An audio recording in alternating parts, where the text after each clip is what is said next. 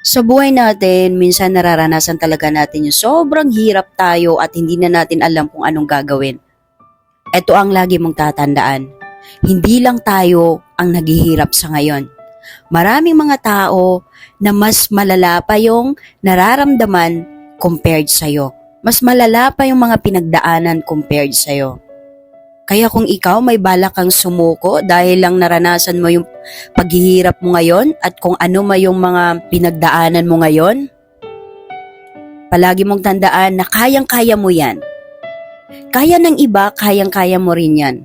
Dahil hindi naman binigay sa'yo yung problema na yan para lang mas lalo kang mahihirapan. Binigay sa'yo yan dahil alam ng Diyos na kayang-kaya mong solusyonan yan.